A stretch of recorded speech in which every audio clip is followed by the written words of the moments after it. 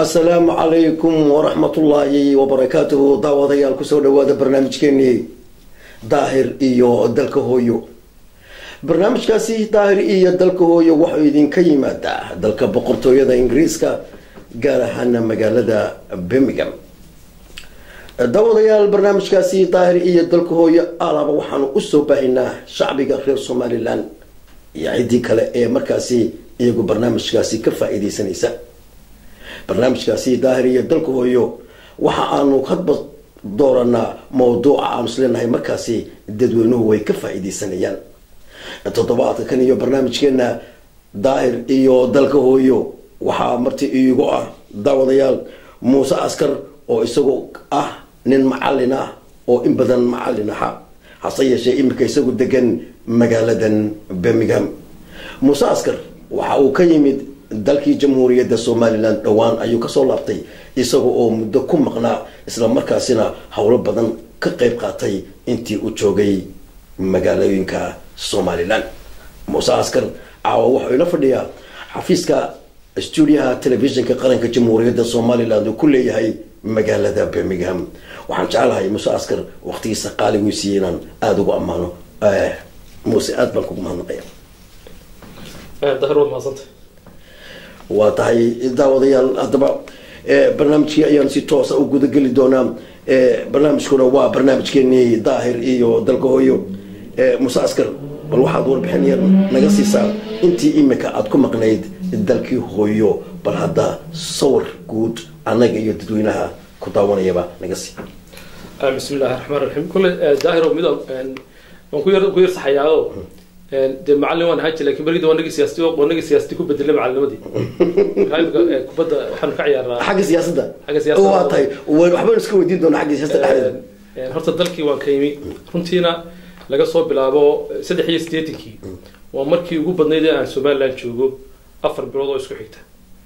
marka runtii macna gaar ay sameeysay muddo inta laga dalka joogo runtii dalka waxaan ku aaday xilli abaari ka jirto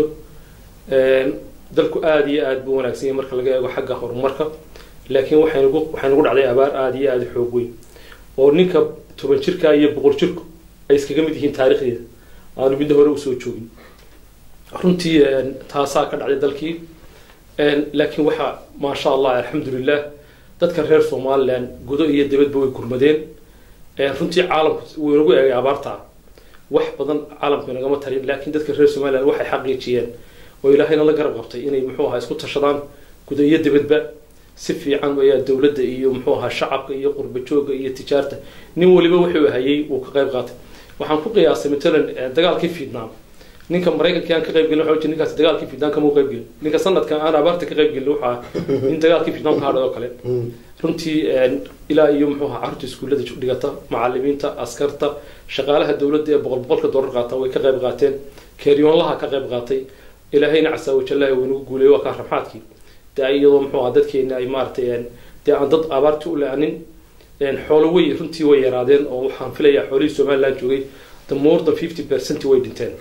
لكن وحا رنتي لا تعايد لبدبادين وحها ضدك وي حولوي ويففان وي صونقلان هدي برواقة كدن بيسو لكن تدخل دي هدو تشابو محوها ورنتي وارهن أضاق ويه marka runtii aad baa loo dadaalay oo muxuu ahaa dawladda iyo shacabba jaanta la isla qaaday madaxweynaha jamhuuriyadda dimuqraadiga Soomaaliland wuxuu sameeyay guddi runtii aad u shaqeysay oo khayr Allah iyo culimadu ku jirto oo madaxweyne ku-xigeenku muxuu ahaa uu ku yahay gudoomiye yahay aan wasiiradu ku jiraan oo runtii muxuu ahaa si rakarooriya u shaqaysay way jiraan carqalado ka hor yimi runtii technically ka hor yimi oo maaragtay dhulka aanay dhul waxaa jira buurileeya waxaa jira gobolka sanaag oo kale waa dhul aada fara badan oo ballaadhan waxaa runtii kala badnayd haynteena iyo baaxadda abaartuna way kala badnaayeen laakiin waynu ku guulaysanay inaynu dadkeeni soo doojino si kastaba arrintu ha ahaatee iyadoo aan cid badan waxbay naga tara baynu meel fiican ka gaadhnay alxamdulilah rabbil caalamiin musaaskar waxaa jira adigoo aad ka dhawaajisay runtii abaar ayaa ku dhacday dalkeenii inkastoo ilaahay iminka raxmaadkii inoo shubay waxaa jirta weli meelo aanu roobku helin oo xalaytaba aynu daawanayna telefishinada oo biyo loo dhaaminayay markaasi dadkii malaa waxaad moodaa qurbaha joogay in roobkiina da-ay markaa waxaad moodaa in de malaa wixii ay dirayaba imika ay de gabaabsi noqonayaan markaa dadkaasi inaan ku goobino soo maaha inay halkii ay ka wadaan ay dadkooga waxu diri jireen waxaan filayaa abaartii 80% dhulka roobka uu helay sida dee igu maqaalaa hadda halkan aan joogay intii roobku daayay culayskii abaarta biyaha uu yaraaday ee biyo raadinta biyana intii hore way ka fudaanayaanoo meeshii ka dhowaa kulley biyo ku jiraanoo biyaha laga soo rarayaa muxuu ahaa dadkiina faraaqa waxay u helayaan in meelshii ay biyo ku yaryiin biyaha la gaadhsiiyo awal baabuurtaa la kala laca oo waxaa kuwii loogu jiray booyado markaa dhulkii roobku helay marka booyadihii u qaadayay hadda waxay ay helayaan waqti u helayaan inay meelaha aan weli roob helin ay biyaha geeyaan marka halkaa lafteeda waxaa furmaya muxuu ahaa fakaag baa furmaya culayskii uu yaraanaya laakiin bal waxa daahir oo jirta dadkii xoolihii way baxeen ninka xoolihii baxeen ee xoolihii ka dhammaadeen hadda biyo wuu helay laakiin baahidii nololeed ee kale way haysaa marka qorshaha waa in lagu darsado ilaa 3 bilood ee soo socda in quudintii la sii wado oo halkii haddii biyo la helay in muxuu ahaa inta xooluhu macaanayaan ee qofka xooluhu xataa ka xooluhu haystay xooluhu hadheen xataa imika xoolihii la iibsan maayo oo xoolihii ma maca oo xoolihii muxuu ahaa waa weyd weeyaan ama suuqa male marka in muxuu ahaa lasii laban laabo muxuu ahaa quudintii dadka weliba xilligan oo kale marka roobku do gaajadu way fara badataa oo muxuu ahaa markaa dee dhaxantahay waxaas dadkii maaragtay gaajo fara badan iyo dadkii aada u taag daran waxaa kaloo inoo raacday shuban biyood xanuunkaasoo kasoo bilaabmay kilarka shanaad oo runtii isna xagga dambe abaartii muxuu ahaa isaguna muxuu ahaa kaga soo darsamay taas iyaduna aada loola tacaalayo marka runtii dadkeeni qurbaha joogay dee ka qayb qaatay arrintaas waxaan qabaa 3 bilood soo socda in ay sii laban mooyaane inaysan marna joojinin muxuu ahaa hawsha ay wadeen muse waxaa jirta iyaduna in madaxweyne ku-xigeenka jamhuuriyadda somaliland mudane cabdiraxmaan asaylici inuu dhowaan furay mashruuc weyn oo ay nagu caawiyeen dowladda imaaraadku mashruucaasi wax weyn buu ka tarayaa ummadda iyo jamhuuriyadda shacbiga jamhuuriyadda somaliland sideed u aragtaa in biyaha qulqulaya ee badaha gelaya in la qabto oo aada arrintaasi la soo saaro horta waa runtii waa yididilo fiican weeyaan laakiin haddii aynu halkaad aynu yar dub ugu noqono billions and trillions and thousands of liters of water baa sanado cubic meter baa sanado ina dhaafa oo badan kala runtii waxaan isleeyahay dadka reer Somaliland haddii ay u soo jeestaan biyaha inay qabtaan oo biyahaasina aanay wax badan u baahnayn u baahan yahay cagafiyo iyo in inta warar la qodo biyaha lagu duwo abaartan faraha badan iyo biyalaantan waynu ka kaban lahayn marka runtii waxaa jirta warar la bilaabay oo kulay laga bilaabay gobolka saaxil 3 meelood tijaabo ayaa jira oo ay kulay gobolka saaxil ka gaahid oo warabiyoodiya doonayaan in dalka laga sameeyo laga hirgeliyo haddii biyaha la qabto iyo mashruuca imika uu la dhagax dhigay haddii siisa loo wado oo 6 gobol ee Somaliland ba laga hirgeliyo waxaan filayaa abaaraha waynu la dagaalami karnaa muuse imika waxaad ka timid in dalkii hooyo xaggii imika waxoogaa jira sixir bararki oo dee waynu ognahay oo sixir bararka waxaa keenay dadku wada ogyihiinoo wax weeye dee waa abaari nagu dhacayo xoolihii oo dee mataqaanaa iyaguna dee meesha ka baxay bal hadda dadkii danyartaha bal hadda ka war daahir horta abaartu sixir barar bay leedahay mid kale oo muxuu ahaa runtii aada moodo in si kaloo farsamaysan u yimina wuu jiraa horta waxaad ogtahay horta neefka Somaliland dhintaa qastada Somaliland buu ka baxa dadku inaa yeelaysaa xisaabtama weeyaan neefka xoolaha ay dhintay xoolahan dhintay waxay ka bixeen qasadii hantidii qaranka ay ka bixeen waxaa jiray 100 milyan lacag ku dhow oo inaga soo geli jirtay muxuu ahaa suuqa xoolaha taasi way istaagtay marka runtii dadkii muxuu ahaa miyiga joogna magaalada soo galeen markii xoolaha ka baxeen runtii waxaad moodaa meelo kala duwan oo inay abaartu ay ka kala timi sixir bararkuna hadii jirana wuxuu ku dhacaa ninka danyarta marka runtii dawladdu way la tacaalaysa itaalkeeda maxay haday tahay bangiga haday tahay ganacsatada runtii aad baa loola dadaalay laakiin waxaa jira haddana rag ka faa'iideysta markay tan oo kala timaado iyagu oo aad moodo maalinta adag inay iyaga faa'iido u tahay shacabkana runtii aanu dhixin laakiin iyada oo faramo badan dawladda ay ku furnaayeen oo abaartu ka mid tahay xanuunadu ka mid yihiin dadaal badan baa haddana dawladdu itaalkeeda ka gashay iyo ganacsatadu waaweyntuba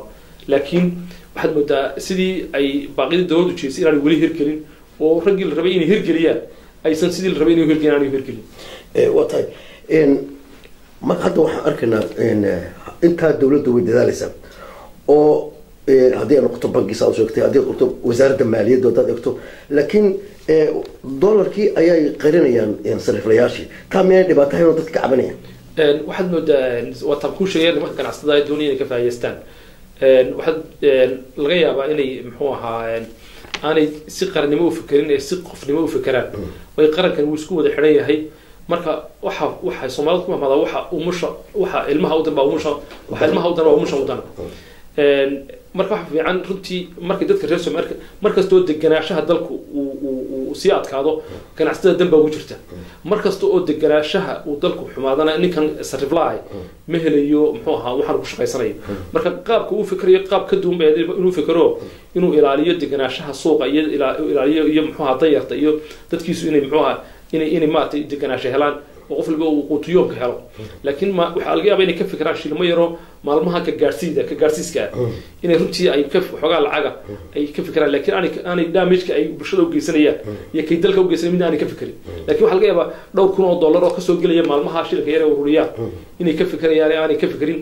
damage-ka ay suuqa iyo danyarta u geysanayaan qaran iyo deganaanshaha qaranka muuse wax jirtay shacbiga reerkiisa waxay ka caban jireen hadii jeerba wadada tagta airportka ilaa iyo madaxtooyada isku xidhnaa oo yidhaahdaan intaas dhan wadaas gaarigu ma socon karayo hadda imika gacanta la saaray waad soo martay waa sidee wallahi daahira wadada waan mari jiray waana soo maray markii uu dambeysay waad runtii waad xusuulaysaa isbedelkii ku dhacay runtii aad iyo aad baa wadadii loo qurxiyay loo dhisay xataa waxaa bilicdiisa waxaa soo baxay laamiga hareerihiisa soo baxay runtii marka hore waxaa khatar ahayd meel god ku yaalo gaari ka soo leexday maxaadkaagi uu ku soo leexdo ama adigu inta god ka leexdo inaad gaari kale ka hor tagto deemka waxa weeyaan waad runtii waad ku raaxaysanaysaa gaarigoodi laawaysaa in gaarigu soconayeen kale marka wadadii marto marka qofkii mari jiray markuu imika maro runtii wadaas waxay mar hore la dhiso mar hore laga shaqeeyaa laakiin waxaad moodaa xogaa inuu dub u dhacday laakiin hadda si qurux badan oo fiican baa loo dhisay yani runtiina dadka baabuurka ku marun baa raaxadeeda karanaya marka hore sii ahaan jirtay baladiyada wadadii ceergaabo baladiyada waxaad arkaysaa wadadii ceergaabo wallahi way socotaayo dee way imika nin leehdo xasan kafaadho oo xusbiga kulmiye ah muxuu ahaa afayeenkiisa ayaa wuxuu ugu yiri saacada dee aad u yar baa kasoo socday maalin wuxuu yiri ceergaabaan seexday waxaan imi meesha leehdo garadag baan badan soo joogay gabal dhicin wuxuu soo galay muxuu ahaa hargeysa weliba dee ninkaasi dhowr saacadood wuxuu soo joogay u dhexda kusoo hakada marka imika waxa burco waa laga soo noqon karaa baan filaya imika marka wasiirkan hawlaha guud waxaa leedahay marka runtii aad buu dadaalaya runtii intii wasiirkan cusub uu yimi dee halkii shaqadu taagna uu kasii ambaqaaday runtii waanu kordhiyey dadaalkii musaasar waxay nagu soo aadan maalintii qaranka jamhuuriyadda somaliland waa 18 May dowladeenu way joojisay xuskii marka wadankan deganahay maxaa qamba qurbaha aynu joogno waxa la sameynayaa mudaharaado oo imka UK oo kale waxaa la ilaamiyay in la isugu tago London la isugu yimaado halkaas oo dibadna shucaylkeena la tuso dowladda Ingiriiska haday noqoto baarlamaanka iyo haday noqoto dowladda ra'iisul wasaaraha intaba marka maxaad oran lahayd shacbiga reer horta anigu waan ku taageeraya madaxweynaha in xafladihii gudaha la joojiyo way kharash baa ku bixi jiray laakiin xafladihii loo bedelo in lacag la ururiyo oo sadaqad lagu ururiyo si dadkeena loo badbaadiyo waxaan qabaa madaxweynuhu uu asiibay qodobka waana ku taageeraya inaguna waxaan filayaa mudaharaadkan mid lamida waxaanu samaynay 2009 waynu samaynay waxaan qabaa runtii kii oo kale 2011 waynu samaynay waxaan qabaa kii oo kale inaynu samayno caalamka deegaanka waynu isbarana caalamka dad badan bayna yaqaan marka inaynu isu soo baxi muxuu ahaa aynu samayn jirro oo kala samayno oo isugu nimaadno oo weliba si muxuu ahaa rakarooniya loo sameeyo oo dalka oo dhan aynu xataa iskuullada fasax uga soo qaadnay carruurteena oo aynu lacag ku bixino inaynu muxuu ahaa maanta aynu isugu tagno halkii isugu tagi jiray aynu baagii isugu tagno aad iyo aad baan soo dhaweynay waxaana qabaa runtii qoladiina warbaahintu aad iyo cabdiqaniba inaad ka qayb qaadataan oo si muxuu ahaa arrintaas iyo communitygeenu dee inaynu odayaashii baynu ka midnahay birmingham iyo kuwii UK intaba ka mid baynu inaynu ka arrintaas si rakarooniya muxuu ahaa looga qayb qaato oo qof kastaaba uu iska saaro muxuu ahaa waliba aynu ugu talagalno budget inaynu u diyaarino laga qayb galo muxuu ahaa xafladda waa tahay waxaa jira iyagana xaflado kale oo lagu qabanayo wadamada caalamka oo loogu talagalay kharashka ka soo baxa in lagu caawiyo dadka abaaraha qalabkeegu waa in loo galaa oo marka haddii imika aynu halkan inagu marka aynu xafladaas oo kala qabanno haddii muxuu ahaa aynu kaadh samayno oo kaadhkaa iibino oo xafladda lagu soo qofkiiba 20 carruurta 10 laga qofka 20 laga qaado xataa haddaynu 10 bixino qofka 20 bixino qofka 5 laga qaado 5 pound laga qaado qofka yarna oo ma carruur la keeno oo family 100 pound ka soo xarooto dee waa lacag aad u badan haddii aan iyada ku noqono gudihii Somaliland 18 May oo kale waa maalmaha dee wadanku xasaasi u yahay nabadgelyadana waa la ilaalinaya maalmahaas oo nabadgelyo waa khatar markaas oo kale oo wax way dacadigu ku soo dhex dhuman karaa marka taa in shacbiga reer Somaliland ay isha ku hayaan meel kastaba guri kastaba maxaad iyada soo jeedinay horta qadarka ilaahay si cabsi aan ka qabo midba qadarka ilaahay dee uu dhacaayo qadarka ilaahay ma baajin karto laakiin ciidanka Somaliland iyo saraakiisha Somaliland ee nabadgelyada iyo shacbiga Somaliland soo wada waxay meel uga soo wada jeedaan inay ilaaliyaan nabadgelyada way adag tahay qof qaran dumis Somaliland ku soo admo dadku waa wada boolis oo wada nabad sugid oo wada ciidan runtii muxuu ahaa ciidanka booliskuna si aad rakarooniya iyo militariga ayay ugu kalsoon ciidanka Somaliland iyo sirdoonka Somaliland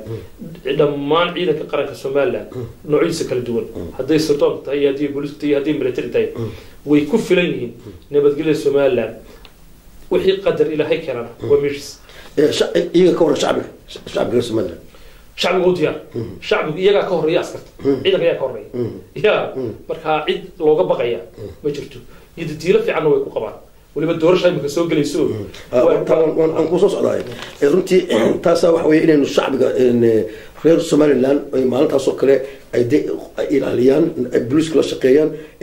janku ka hadlay habeen dhawto in la shaqeeyo oo shacbigu dawladdu waa shacbiga in shacbigu la shaqeeyaan dawladda oo awalba shacbigu aad iyo aad bay u xoojin jireen ciidamada ciidamadu dee meel walba joogaan shacbigiiba haddii guri noqoto haddii hordheel noqoto meel walba shacbigiiba dee jooga marka waa inay shacbigu runtii ay foojignaan dheeraada inay sameeyaan waa tahay tahay waxaad moodaa shacabka Somaliland inuu kii dheerishoo kale yahay oo wada askari يا 5 مليون قرشك عسكر اسلامي ميلاد داقلا تاغن يا دلكو بوليس مو بارين سلامه بشكا هي بوليس قادكا ايا كشكاين علي بدنا اما كان دلكيني دو على اسلام ولا تليفون بايستا hadii wax ka shakido laan ku dhufo way wasaaween saasa loo baahay watay in Muuse waxa iyadana food inagu soo haysa doorashadii madaxtooyada jamhuuriyadda Soomaaliland oo ay u tartamayeen saddexda xisbi qaran ee ay dalka jamhuuriyadda Soomaaliland leeyahay oo ah xisbiga wadani ucud iyo kulmiye oo runtii imaka xalaaladii doorashadu ay imaka in hayso bal hadda maxal iyada taa oran horta runtii waa ciyaar fiican oo hay waa ciyaar fiican waa isbedel siyaasadeed baa soo socda Axmed Maxamuud Silaay 7 sano xilka soo hayay runtii doorashadan imankana xusbiga kulmiye ma doonin abaaruna way yimaadeen runtii xusbiyada kalena waxay iyaguna ogolaadeen in dub loo dhigo kulmiye abaarta wuu arkayay laakiin wuxuu ku qancinayay walaaladiisan xusbiyadan kale inaysan odhanin kulmiye bahashii dabada haya sidaa darteed reer kulmiye waxay iyagoo abaarta arkaya ayaa waxay war taana aynu biyaha ku qaadno taana aynu doorashada ku galno kama yahayn shacabka reer somaliland necab yihiin amaanay danka lahayn laakiin waxay lahaayeen xusbiyada mucaaradka ah yaan odhanin kulmiya doorashadii dowladeed marka runtii waa la isku raacay waana ku mahadsan yahay xusbiyada mucaaradka ah iyo inay la qaataan muxuu ahaa fikirka ay la qaataan way ku mahadsan yihiin qofka wanaag sameeyay in loo mahadnaqo wuu mudan yahay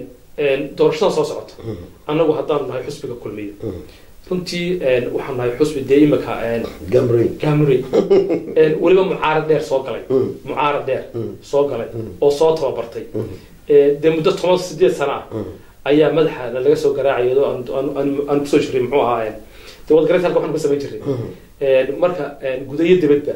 waa xusbi runtii isku kalsoon shacabka reer somalilandna tusay waxqabad ay ku faanaan tusay runtii meel annagu aan runtii ka maagno ma joogno waxaanu isku qadarka ilaahay waa meeshiisa madaxnimadana samada laga bixiya laakiin ka xusbi ahaan ka liidhar ahaan ka gudoomiye ahaan ka musharax ahaan ka muxuu ahaa xusbi ahaan runtii xusbiyahanka kulmiye iyo taageerayahanka kulmiye موسى ملكستو أن تغنو ملكستو أن تغنو حسب كلمية هذه يصير ملكستو أن تغنى أو حفلة لو خانية مركا ده كفتميان وحيد هذا كلمية لا تموحني بالكور هذا